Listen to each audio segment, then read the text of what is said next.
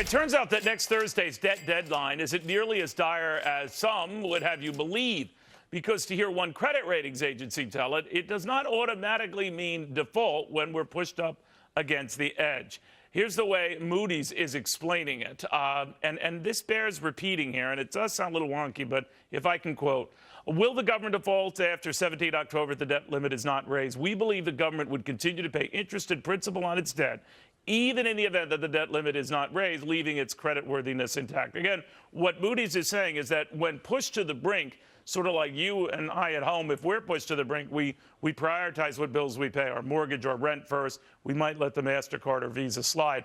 Rand Paul says that makes sense. It's not an ideal way to conduct business, but it is a backstop, and it is a way for the government to not necessarily immediately go into default. Senator, very good to have you.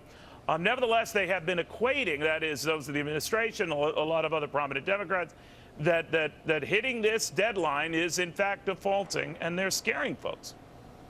Yeah, I think it's inappropriate for the president to be doing that, and it's irresponsible, because the thing is we won't default. And if the president were any kind of leader, he would be saying, this is America, we have never defaulted, and we never plan on defaulting, and I will do everything in my power not to default. We bring in $250 billion a month. Our interest payment is $20 billion. There's no reason why tax revenue shouldn't be plenty to pay the interest on the debt. How long do you think we could do that, Senator? It isn't an ideal situation. I'm not advising we do it. I'm just advising we don't scare people to death and scare the markets. I have a pension plan. I have retirement income. I don't want the markets to be spooked either. No American that has a retirement income wants the markets to be spooked. But the thing is that we also need to do something about a $17 trillion debt. The president's added $7 trillion to the debt in the last 5 years. Maybe we could come to an agreement. In 2011, we came up with the sequester, which is slowing the rate of growth.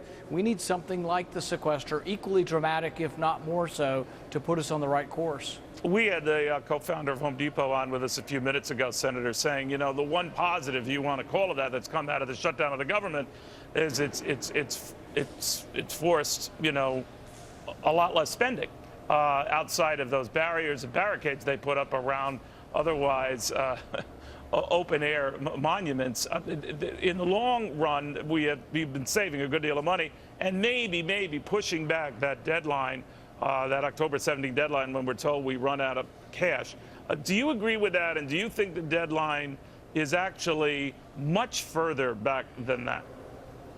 Well, you know, I think it really, if we wanted to move this along and continue to negotiate, I've always been in favor of a clean CR for a week or a clean debt ceiling for a week or two. There's no reason to meet these deadlines. If we're having a discussion and we're approaching a compromise, why wouldn't you? I'll vote for 1 week or 2 weeks, you know, to move things if we're going to negotiate.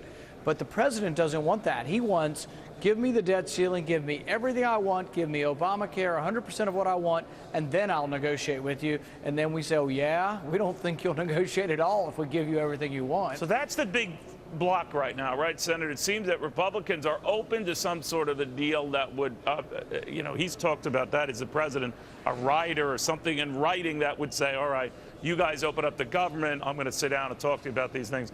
You guys just don't trust him, do you? Well, the thing is many times he said, well, we could fix entitlements, but it never happens. Many times he said, well, maybe we are spending too much. But the only time he ever compromised is in 2011 when he had a debt ceiling and we forced him to compromise and we got the sequester, which isn't enough, but it's going in the right direction. It's slowing the rate of growth of government. But we only got that because the leverage of the debt ceiling was used to get him to come to the table. If the Democrats had no pressure, they would spend us into oblivion because they're not concerned about the deficit. But they feel that as Democrats that they have the upper hand on you because you guys are looking, or at least in the eyes of the public, as very obstinate and stubborn. It's not that the president's poll numbers are great. They're low, too, but yours are a lot lower, not yours specifically. But it seems that the American people are saying a pox on both their houses. These guys seem incompetent. How do you address that? I think American people do want us to talk. I'm willing to negotiate and I'm willing to compromise. I think the president's not. But I'm also looking at the long term. I'm not looking at polls today, tomorrow, or next week. I didn't run for office to be popular. I ran for office because I was worried about the country, and I'm worried even more so. $7 trillion of added debt. This president's going to add more debt than all of the previous presidents combined. It is weighing heavily on the economy. Some economists say 1 million jobs a year are being lost because of this debt. So I think you have to look at the big picture and not just at polls and not just at deadlines. You have to say, we can't heap all of this debt on our kids and our grandkids. Senator, always good seeing you. Thank you. Thanks, John.